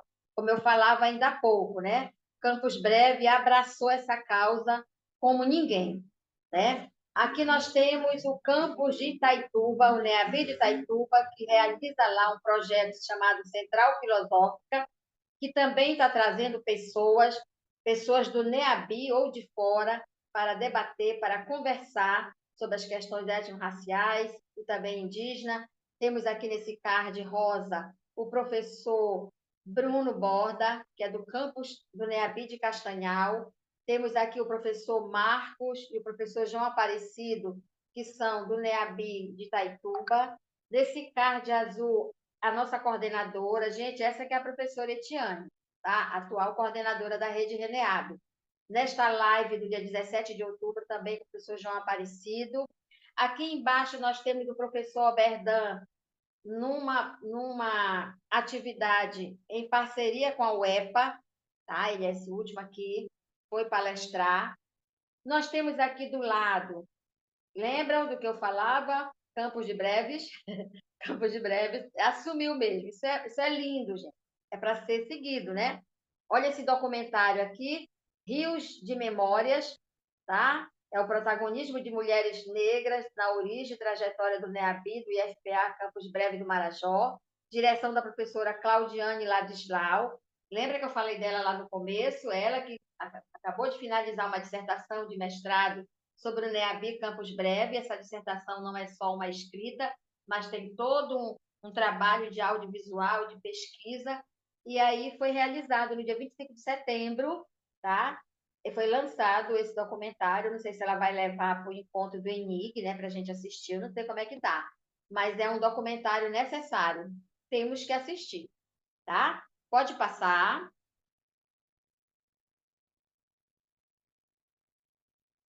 Aí, gente, hoje, enquanto eu estou falando aqui com vocês, era para estar acontecendo o nosso segundo ciclo de formação para relações étnico-raciais da Rede Reneab, e era para estar hoje discutindo racismo religioso e os desafios para uma educação antirracista no IFPA. Professor Douglas, professor do campus de Abaetetuba, do NEAB de Abaetetuba, e também um dos coordenadores da atual coordenação da Rede Reneab, o professor Bruno Borda também, eles estariam fazendo esse debate. Só que aconteceu um problema de logística no Instituto Federal e essa live ela foi cancelada, infelizmente, né? Ela estaria acontecendo agora, neste momento. E aqui embaixo eu estou com o card do seminário, do webinário internacional Brasil-África, que é realizado pelo NEAB do Campus Belém. É a quarta versão. Tá? E aí até um serviço aqui de utilidade pública. Amanhã é o último dia de inscrições que já foram até prorrogadas, tá, gente? Então, é outro evento que se dá de forma remota, e entre no site, se inscrevam, participe, que é outro grande evento da RENEAB, em que nós participamos, né? E aí eu trouxe aqui um breve resumo de outras coisas que são produções científicas, são trabalhos acadêmicos, construção de conhecimento que a Rede RENEAB realiza, que é fazer parte dos comitês científicos, curadoria de exposições fotográficas, agora é o resumão, né? Painéis temáticos, oficinas, roda de conversa, mediação de mesa, correção de trabalhos científicos, banca examinadora de mestrado, doutorado, pós-doutorado, de graduações, né? Especializações, jurados de concursos artísticos e culturais, as pessoas nos convidam para ser jurado de, né? É muito interessante isso devido à nossa expertise, né? O conhecimento de causa. Os artigos científicos, as dissertações, as teses e etc. Então, gente, é tudo muito corrido, né? Porque nós temos um pouco tempo, senão fica muito cansativo, mas eu quis trazer para vocês, claro, já começo a pedir desculpas pelos colegas da rede, se um card aqui não foi contemplado, se uma ação muito exitosa de repente, um núcleo, né, um NEAB, não apareceu aqui, mas é porque foi feito assim com muita pressa. Mas eu quero dizer para quem está nos ouvindo que nós temos muito mais produções do que essas que eu procurei socializar aqui. Então, são ações, quando eu digo que a rede RENEAB, ela é essa estratégia, né, para que nós possamos ter uma educação antirracista, um, um sindicato antirracista, o IFPA antirracista, é porque a gente conhece o trabalho, conhece o comprometimento, conhece a importância que essa rede tem, e olha que ela é uma rede nova, né? Nossas ações elas começam efetivamente lá com a resolução 111 de 2020 que eu falei para vocês, apenas 4 anos, e nós temos uma produção muito grande, a gente já fez um diferencial muito grande na vida de diversas alunas, diversos alunos. A gente começa discutindo questões étnico-raciais, afro-brasileiras e indígenas, mas depois a gente já está discutindo xenofobia, a gente está discutindo misoginia, a gente discute homofobia, etarismo e tantos outros preconceitos, né? O racismo ambiental, o racismo religioso, o racismo recreativo, o racismo institucional, o racismo estrutural. Ou seja, é um debate que a rede RENEAB tem como demanda, mas que a gente faz com muito contentamento, porque a gente vê resultados. Então, para finalizar, eu gostaria até de deixar uma mensagem para os colegas, né? Que a rede RENEAB, ela é feita, né? Ela é composta pelas ações, pela participação do NEAB e dos NEABis. Então, a rede RENEAB somos nós, né? Então, a gente precisa participar das reuniões, a gente precisa mandar o que a gente está fazendo, postar lá no grupo para que as pessoas saibam, né? São coisas importantes. A gente precisa agregar mais e a gente precisa estar todos e todas e todos reunidos agora no nosso último evento do ano, não é? Que será o nosso encontro, o nosso ENIG. Então, espero encontrá-los todos lá. E deixo um recado aqui, onde nós iremos estar socializando o que fizemos em 2024, né? Mas também se confraternizando, mesmo que de forma remota, e dizer para o Sinasef, sindicato que eu faço parte há quase 30 anos, que nós precisamos cada vez mais estreitar os laços, né? Precisamos, assim, que o Sinasef, quando começar a fazer suas continhas lá, a gente sabe que está todo mundo muito pobre, né? Com essa ausência de recursos, ele coloque lá uma rubrica lembrando da gente, o William Bonner vai fazer um novembro aí, lembra do Novembro Negro? Aquele Novembro Negro fez história, até hoje a gente tem, né? Ontem a Alice falava aqui, que ela veio falar sobre Ginã, né? A experiência dos jovens negros da Amazônia, lá do Campus Castanhal. Quer dizer, o encontro que começa com os jovens cotistas, mas que hoje a maioria dos estudantes já fizeram adesão e também participam. Quer dizer, é um projeto que eles fizeram no passado, que eles conseguiram recursos porque eles manifestaram interesse, né, de submeter o projeto para o Novembro Negro. E até hoje eles têm, né, alguns recursos que eles conseguiram, não dinheiro, mas objetos que eles compraram através desses recursos. Então, fica também o nosso convite, né, para que nós possamos estreitar mais os laços, esses debates possam se dar ao longo do ano, né, pelo menos de 2 em 2 meses, uma roda de conversa sobre essas questões raciais, e que nós possamos estar juntos construindo o IFPA antirracista, o Sinasef antirracista, se acolhendo, né, se respeitando, e que a gente possa viver melhor, né, numa sociedade melhor, no Instituto Federal melhor, e aí a gente se acolhendo, dando as mãos, né, ninguém solta a mão de ninguém, eu acho que a gente vai conseguir ser mais feliz do que já somos hoje. Era isso, gente. Eu gostaria de agradecer. Peraí, professora, calma, calma, calma, que tem perguntas no chat. Eu vou abrir para as pessoas que escreveram no chat levantar a mão e pode falar. Deixa eu ver quem. Pode ler a sua pergunta, por favor, que colocou lá no chat. Ou então levantar a mãozinha e já falar com a professora para ela, para dar sua contribuição, ou então fazer a sua pergunta. Deixa eu ver aqui no chat, peraí. Pode levantar a mão, gente. Quem fez as suas perguntas no chat, professora? Peraí. Deixa eu ver o que é que tem aqui. A professora Eli Valdete. A senhora está ouvindo? Estou. Ela colocou assim: professora, boa noite. Gratidão por compartilhar conosco conhecimentos tão importantes. Boa noite, amigos. Professora, a Lei 10.639 está posta a toda a sociedade para cumpri-la. Mas, falando em implementá-la, especialmente nas instituições de ensino, existe algum recurso disponível para os órgãos públicos? A Se você outra, fala falo de verba específica para desenvolver o tema. Se nos órgãos públicos eles disponibilizam recursos para implementar a Lei 10.639. Acho que foi isso, professora, que ela quis perguntar. Se esse há, aí, porque a lei precisa ser implementada, não é isso? Para ser implementada, me explique melhor aí a pergunta da professora.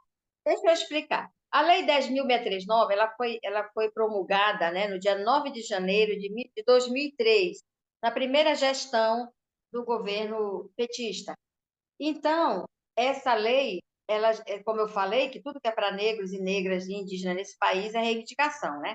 Nada é presente. Então, durante muitas décadas, o movimento negro já vinha reivindicando que as questões étnico-raciais afro-indígenas, né? Afro, na época, então, só afro-brasileiras e africanas, fossem tratadas ao longo do currículo, o que não acontecia, né?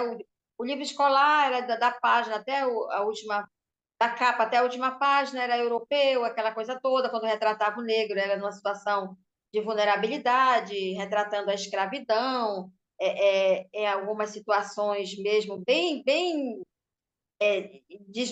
desvantajosas, né? E aí isso foi mudando, tá? Tem a Lei 10.000. Lá na Lei 10.000, a lei em si, ela tem 2 artigos. Ela diz que é para tratar dessa temática ao longo do currículo, que muita gente pensava que era só professor de História e de Arte, e não é, ao longo do currículo, todo mundo tem alguma coisa para falar assim sobre a Lei 10.639. E o segundo artigo, que é o 79, declara, né, o 20 de novembro como Dia da Consciência Negra, que era para ser incluído no calendário escolar, que foi incluído em meados de 2005, por aí assim. Porque tudo é muito lento no Brasil. Acho que 2005, até porque estava esperando que fosse divulgada, publicada as diretrizes curriculares nacionais, que elas só vão ser publicadas, a lei é de 2003, mas depois tem o desdobramento da lei, que são as diretrizes curriculares nacionais, que sai ali de 2004 para 2005, né? Então, a lei ela é muito seca, ela tem 2 artigos somente, nenhum dos dois se refere a recursos. Isso, para quem não está querendo ajudar, é um prato cheio, né? A própria lei não garante recursos. Mas os gestores, né, com boa vontade, pode sim, quando forem fazer os seus planejamentos, e vão fazer as alocações dos recursos, as famosas rubricas, destinar, sim, recursos para que essa lei seja implementada. O problema é que, com dinheiro ou sem dinheiro, a lei fez agora 21 anos e você observa que na maioria das escolas do Brasil, ela ainda não é, sabe? Ela não é implementada. Sempre acontece aquela dificuldade. Em 2003, eu fazia parte do movimento social negro, quando essa lei foi aprovada, e nós íamos para as escolas apresentar a lei, deixávamos lá as diretrizes curriculares para as diretoras. Quando a gente voltava, estava tudo socadinho lá no último papel da gaveta das diretoras. As diretoras diziam, os diretores também, aqui tem racismo, mas o racismo não era na diretoria, o racismo, a professora dizia, não é na minha sala de aula, a coordenação pedagógica dizia, não é aqui, mas existia racismo na escola, né? A gente sabe que não é na parede que tem racismo, é nas pessoas, né? O racismo está nas pessoas, ou seja, ao longo desses 21 anos, foram criando dificuldades, a implementação vem caminhando em passos muito lentos e dificilmente você vê alguém, algum gestor, falar da necessidade de se ter recursos. Porque a gente precisa. Nós realizamos o Congresso Multidisciplinar sobre Mulheres Negras e Indígenas, o NEABI do Campus Castanhal, e a gente pena. A gente pena porque não tem recursos. Nós somos vinculados à DPP-GIEX, né? Então, na DPP-GIEX, deveria ter recursos, né, destinados já para isso. Não tem. A DPP-GIEX diz que não tem porque a PROEX, que é a Pró-Reitoria de Extensão, também não destinou esse recurso. Ou seja, alguém vai passando para o outro, vai passando para o outro. E neste contexto agora que nós temos dos 40% dos recursos que foram retirados, né, que não foram postos e que a cada 15 dias a gente recebe a notícia que vai ter mais cortes, cortes, cortes, como de ontem, antes de ontem, o que é que acontece? Quando a gente quer ver a lei implementada, geralmente ela está sendo implementada com o dinheiro das pessoas que estão à frente. Nós tiramos dinheiro do nosso bolso para implementar essa lei. Nós realizamos o Congresso com o nosso dinheiro, com as parcerias. Alguém vem dar uma palestra, claro que não cobra nada. A gente procura pessoas que sejam do município próximo. Gente, é uma calamidade. Sai, nós temos muitos êxitos com isso, mas existe essa falta de recurso. E quando a gente vê uma Câmara, né, lá de deputados que aprovou aqueles trilhões para as campanhas eleitorais, que foram agora as últimas eleições, e que eles tiveram aquele cuidado todo, né? E o resultado eles obtiveram, porque onde teve mais dinheiro, mais recurso daquela verba que eles mesmos aprovaram para eles mesmos, aquelas prefeituras realmente foram as vencedoras. Isso tudo tem um porquê, né? Tem um objetivo, o resultado já chegou, mas a gente não vê esses debates dizendo vamos destinar recursos para que as políticas afro-brasileira e indígena sejam implementadas. A gente não vê isso, nem nas instituições, nem no parlamento. O que a gente vê são as pessoas que aderiram à causa, bancando, muitas das vezes, a política. Aí o que é que dizem para nós?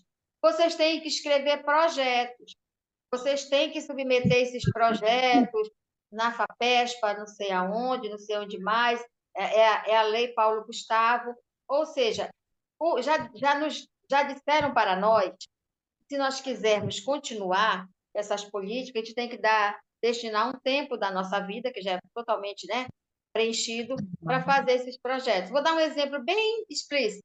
Hoje é o último dia para que nós possamos submeter projetos para a Lei Paulo Gustavo na Secretaria Municipal de Cultura daqui do município onde eu estou, onde eu moro, que é Castanhal.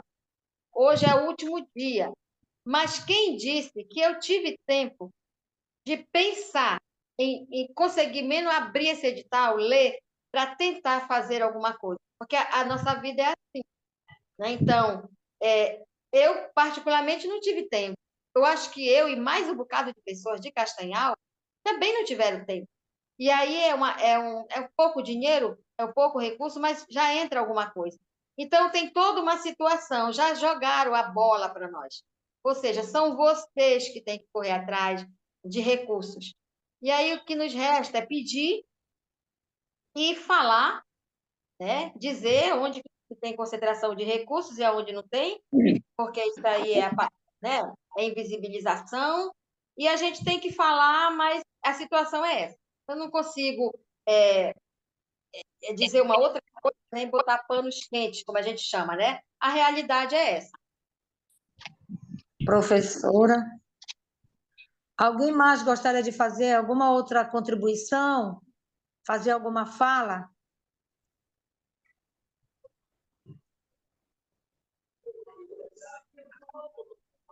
Alguém quer fazer alguma fala?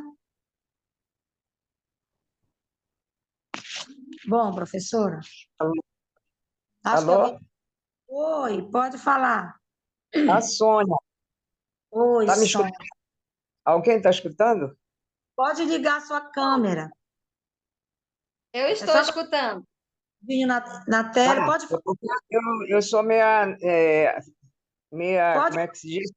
Analfabeta, analfabeta em tecnologia. Não, professora, é só interesse, porque eu vi, numa das palestras que a senhora falou, eu vi o nome de sigla de algumas universidades. Aí eu queria saber, essa Unifespa, pô, eu nunca ouvi falar dessa sigla. Eu conheço o EPA, o FPA, mas Unifespa, eu queria só que a senhora me esclarecesse essa curiosidade dessa sigla. Você lembra quando teve um desmembramento da UFPA, quando a região do sul do Pará e do Sudeste se desmembraram? A Unifespa é justamente isso, é o desmembramento da UFPA. E aí foi criada uma nova universidade com regimento próprio, CNPJ próprio, é um outro ente que nós temos aqui em Castanhar, ou nós temos no Pará. Nós temos a Unifespa e a UFOPA, tá? Ah, tá, Então, tá, tá. é a Ai, meu. Universidade do Sul do Pará e do Oeste do Pará. Porque É a Unifespa e a para UFOPA. falar a verdade, é a primeira vez. Porque claro que eu estudei na UFPA, mas isso tem mais de 40 anos. Então, quer dizer que a UFPA foi desmembrada para outras universidades dentro do próprio do estado do Pará. É isso que a senhora quer Porque, dizer? assim, deixa eu explicar como é. A UFPA, ela tem seus diversos campos, né? A Sim, interiorização. sim. E aí teve campos que cresceu tanto, e devido à região ser tão distante, e a importância, que aí esses campos foram transformados em outras instituições.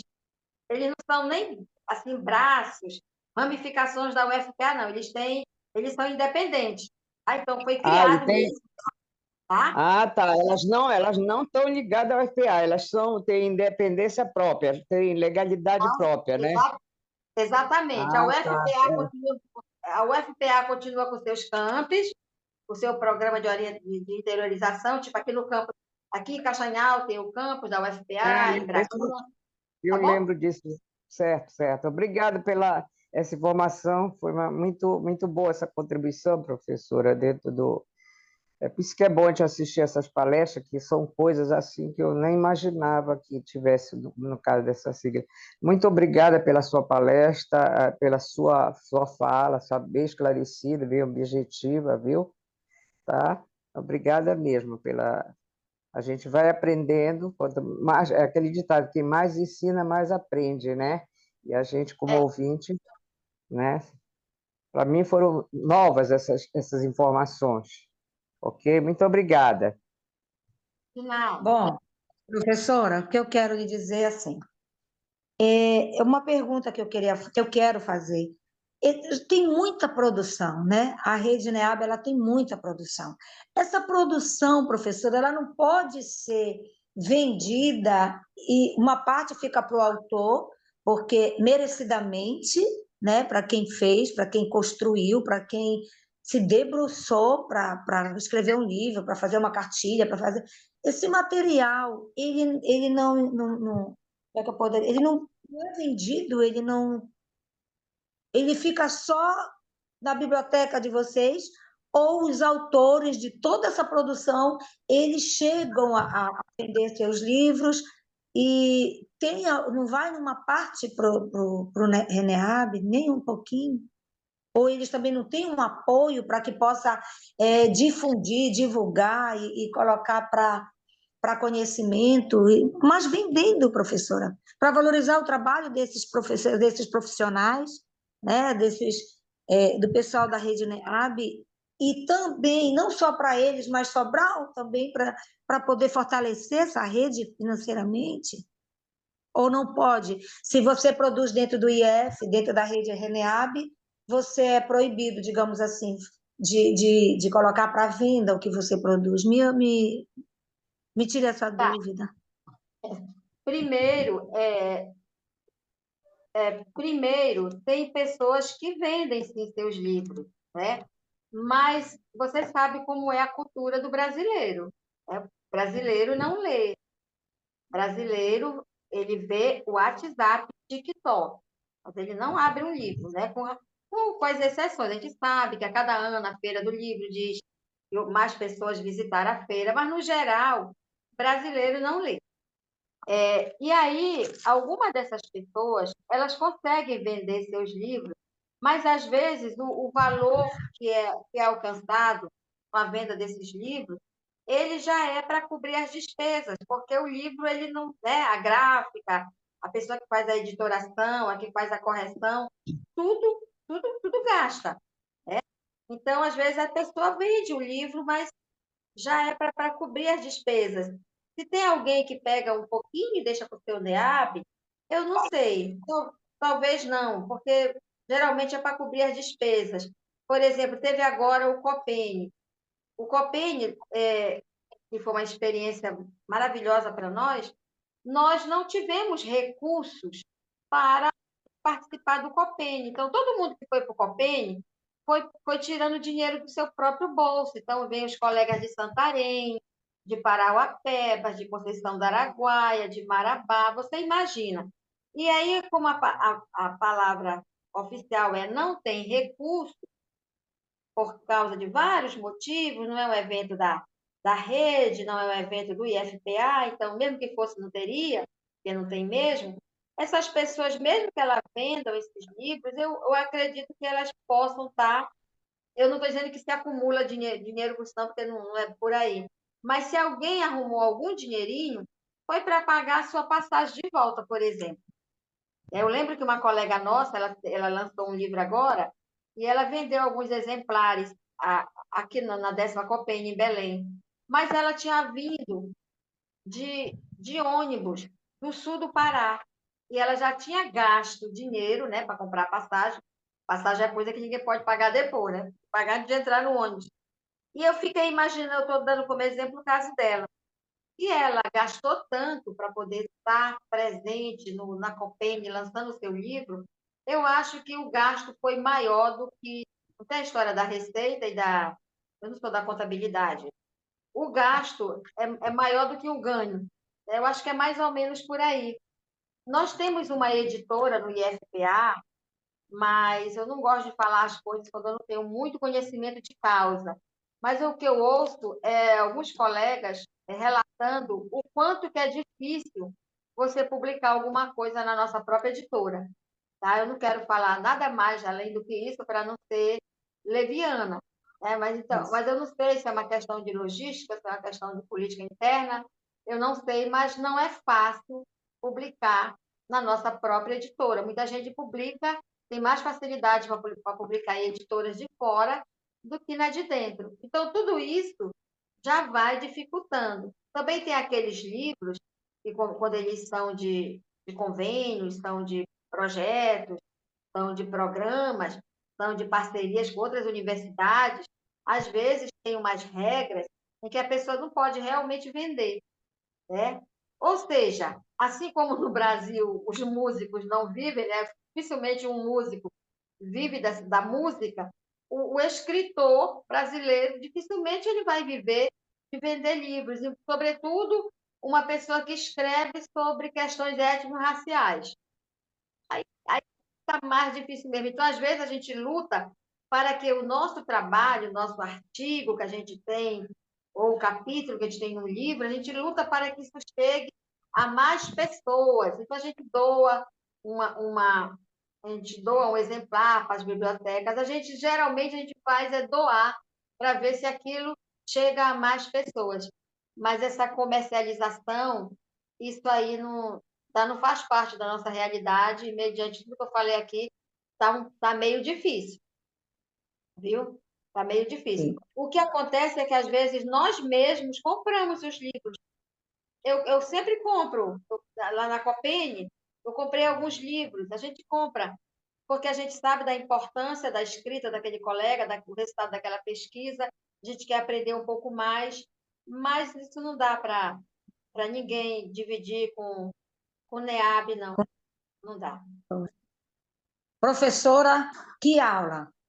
Olha, professora, eu vou lhe dizer, eu sou da Escola Tenente Rego Barros e eu nunca tive uma aula tão completa, né?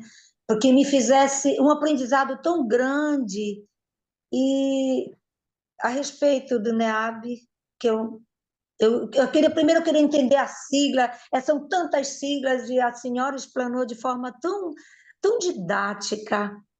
E assim, eu acredito que anos nessa caminhada, sabe, lhe deu tanta sabedoria, além do conhecimento, lhe deu tanta sabedoria que é prazeroso ouvir, que é muito bom de ouvir. E quando a gente lhe escuta, professora, a gente assim dá vontade de ai, eu estou lembrando da Aline que disse: a senhora vai chorar hoje, professora? Que eu sou terrível para chorar. Mas é porque me encantou a forma como a senhora colocou. Em nenhum momento, detendo tanto conhecimento como a senhora detém no caso, a senhora foi arrogante, foi prepotente. A senhora foi de uma sabedoria ímpar e nos fez assim, nos deu até uma angústia, sabe? Ao ouvi-la e chegar no final, a gente vê, poxa, que trabalho lindo, professor. Que maravilha! Eu vinha questionando durante a semana que eu dizia assim, que o movimento negro ele está anos-luz à frente do movimento indígena. Né? Eu disse assim, eu sinto que a consciência, né, das pessoas, elas têm, como é que eu poderia dizer? As pessoas estão muito mais conscientes da questão da negritude brasileira e do respeito, né, pela valorização da nossa cultura. Não dá para viver sem a história da África na nossa vida. E como eu me considero uma mulher indígena, eu só preciso descobrir, professora, qual é a minha tribo, entendeu? Porque a família da minha mãe, as características são muito, muito, muito. Eu tenho traços, mas eu tenho primas que são verdadeiras índias. E eu falava, poxa, o movimento negro, eu sinto assim que ele tem avançado. Eu não percebia, ou não percebo isso, eu dizia, eu não percebo isso, porque a gente tem muitos povos da floresta, mas a gente precisa se autodeclarar a Índia das cidades, a Índia urbana, professor, que eu costumo questionar, querer que haja, mas assim, tudo é desconhecimento, professora, tudo é ignorância pura, porque eu ouvindo falar do NEAB, né? Núcleo, me ajude, núcleo de São Estudos afro-brasileiros e indígenas. Pois é. Então eu quero lhe agradecer e lhe pedir, eu não vou desfazer o nosso grupo, tá? Era um grupo temporário, mas eu vou deixá-las ali para que qualquer acontecimento, né, dentro da rede NEAB, dentro do NEAB lá de Castanhal, a senhora possa estar socializando nesse grupo que vai vir direto, no caso, para cá, como a minha pasta é a pasta de política para as mulheres e combate às opressões. E olha só, é ampla demais. É uma pasta que na nacional, e a senhora é do sindicato, tem uma pessoa para responder por cada tema. Negros, mulheres, LGBTQIA+. E eu sou só uma para política para as mulheres e combate, olha só, as opressões. Então, quando eu vi a senhora falar da misoginia, que quando vocês falam da questão da luta contra vários tipos de racismo, mas ao mesmo tempo vocês estão debatendo sobre xenofobia, vocês estão debatendo sobre várias outras questões que permeiam as nossas relações no Brasil, né? Eu fiquei pensando como é que eu daria conta. E a senhora fez isso aqui, ó. E eu me senti desse tamanhinho, professora, diante. Deixa eu lhe dizer uma coisa. Você é uma indígena, você acha que você é uma indígena, que você foi desaldeada ao longo do tempo, como é a maioria das populações aqui do Pará, muitos são descendentes de povos indígenas, né? Mas por algum motivo na sua trajetória de vida, nasceram na cidade, porque talvez o pai já nasceu, a avó já nasceu, mas nós sabemos que, olhando para os traços, os olhos amendoados, os cabelos extremamente lisos e negros, talvez essas pessoas sejam indígenas. Correto, beleza. Essas pessoas, elas são indígenas, né? São descendentes de indígenas. Qual que é a problemática aí? Nós temos no Brasil, e aí eu não tenho meu lugar de fala, porque eu não sou indígena, então eu não gosto de falar, né? Porque tem pessoas para falar sobre isso. Mas o que eu posso lhe dizer? Existem diversas pessoas nesse exato momento que estão passando por essa mesma aflição que você.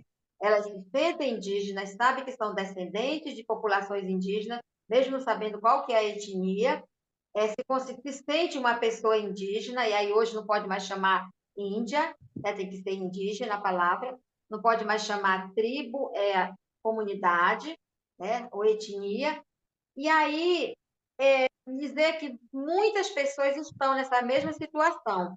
E essas pessoas estão até escrevendo sobre isso, e algumas estão retornando, quando descobre qual é a etnia, para visitar o seu povo, para saber se pode ser aceito, porque ainda tem uma situação.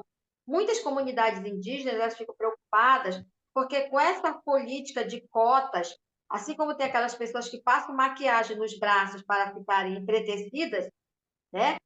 E tem também aquelas pessoas que chegam em comunidades indígenas dizendo que são indígenas para conseguir cotas.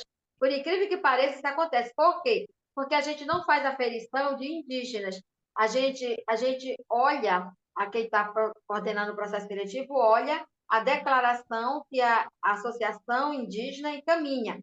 Então, quilombola e indígena não são aferidos, é entregue uma declaração de pertencimento, ou à comunidade quilombola ou aquela comunidade indígena. Então, baseado nisso, chega muita gente em comunidades indígenas e até quilombolas dizendo que são de lá. Então, as pessoas já ficam assim meio, né? Mas acontece que muitas pessoas gostam de visitar, de saber de onde vieram, e tem algumas comunidades indígenas que fica assim, aceita ou não aceita, mas tem pessoas, queria dizer o seguinte, tem pessoas que mesmo nunca conseguindo saber qual é a sua etnia, elas se autodeclaram indígena e vivem esse sentimento de pertencimento, essa identidade indígena onde quer que estejam. Né? Então, nós temos atualmente um aluno que ele está nesse processo de autorreconhecimento, ele tem uma avó ou é uma bisavó indígena e ele está começando o processo dele. Ele está deixando o cabelo crescer, está ficando assim num formato de uma cuia, ele está usando os adereços, ele está indo devagar, até porque ele é um adolescente. E nós temos pessoas, por exemplo, a professora Denilda Kumaruara, elas apareceram nesse slide, a professora Norma Bentes, do IBGE, elas são pessoas da cidade, mas que descobriram a sua etnia lá em Santarém. Então, só para você saber que tem muita gente que também tem esse mesmo sentimento que você tem. Eu acho que vocês precisam só se encontrar para tomar esse café nessa cuia, né? Porque existe, acho que não sei se a internet vai servir para isso, ela não serve para quase nada de assim, positivo, né? Mas quem sabe não tem os grupos dos indígenas desaldeiados e a gente não saiba, né? Porque a professora Zenilda, ela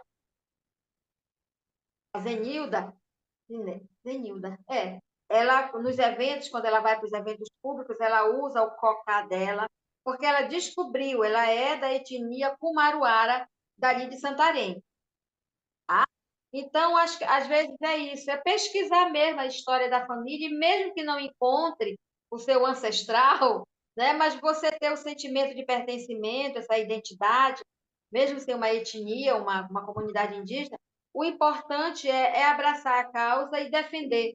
Porque hoje, nesse exato momento, todos os territórios indígenas do estado do Pará, todos, absolutamente todos, nesse exato momento, quase 19 15, todos estão sob ataque, seja por garimpeiros, mineradoras, madeireiros, latifundiários, fazendeiros, matador de aluguel. Nós não temos uma comunidade indígena, um território indígena no Pará que hoje não esteja sob ataque, que hoje não esteja vulnerável, com seus rios envenenados, com as suas cercas caídas, com as suas plantações queimadas, e agora com as queimadas, literalmente, né, que estão adentrando onde tem mato, com essa sequidão toda. Como já se não bastasse todo o sofrimento, agora tem as queimadas que estão adentrando nas comunidades indígenas e quilombolas. Então, é muito sofrimento, né? Muito sofrimento. Então, você ser uma defensora da causa, procurar na internet, tem a FEPIPA, né, que é a Federação dos Povos Indígenas do Pará, é uma entidade extremamente forte.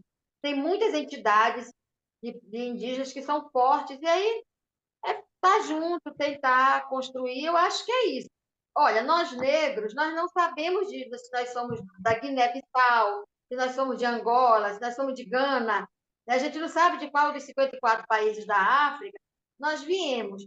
Mas a gente sabe que é negro. Até porque a gente não consegue esquecer, porque a vizinha, quando briga com a gente, ela lembra, sua nega safada.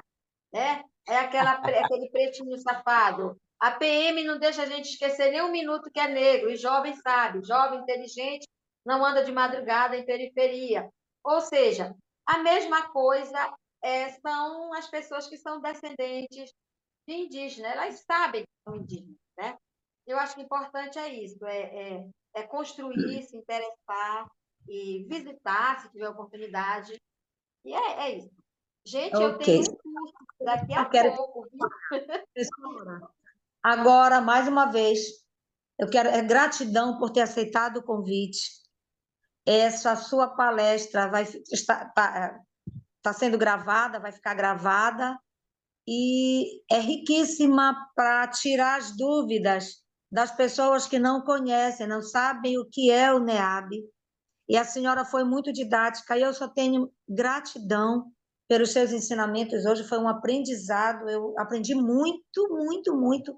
Eu consegui entender muita coisa que eu não sabia, que eu não entendia, e lhe dizer que, dentro das minhas possibilidades, eu vou estar, enquanto eu estiver aqui, professora, no sindicato, eu vou, dentro das possibilidades, se nós, assim que melhorar a nossa situação do sindicato, a gente vai poder ajudar, porque agora a gente está passando por um momento difícil, porque o governo Bolsonaro não foi um governo fácil. Então, todas as nossas, muito das nossas finanças aqui, do nosso dinheiro, teve que ser investido em greves, em manifestações, em caravanas para Brasília. Foi muito dinheiro gasto com a luta, mas foi uma luta necessária. Então, nós estamos agora num momento não fácil, nada fácil para o sindicato, mas a gente vai se recuperar, professora.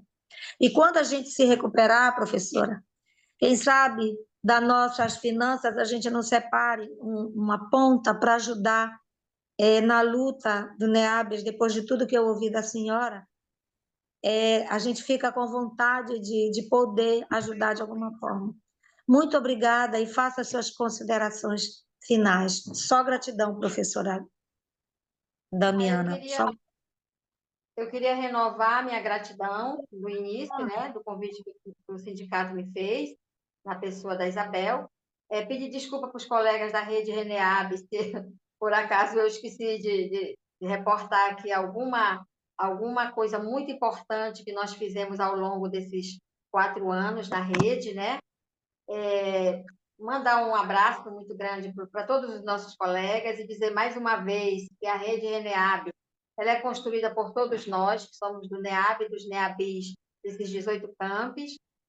E eu acho que se a Reneab com o Sinasef se juntarem, vai sair muita coisa boa, né? Porque são dois entes que têm história no IFPA, que têm causas comuns, que estão bem intencionados, né? Ninguém solta a mão de ninguém. E me dizer mais uma vez que nós vamos estar encaminhando as nossas agendas do que nós estamos fazendo para o Sinasef divulgar e que todas as pessoas participem do ENIG agora, na segunda semana de dezembro, para a gente se reencontrar, mesmo que de forma remota. E aí eu queria deixar um cheiro, por favor, de açaí para todo mundo. É isso, eu não posso mais ficar nem um pouco, eu estou igual a música, não posso ficar nem mais um minuto com você, né? Eu tenho um curso agora e eu tenho que sair correndo. E vamos nos encontrar outras vezes com mais calma, com mais tranquilidade, né? O IFPA antirracista, ele é uma construção que deve ser feito por todas, todos nós. Obrigada.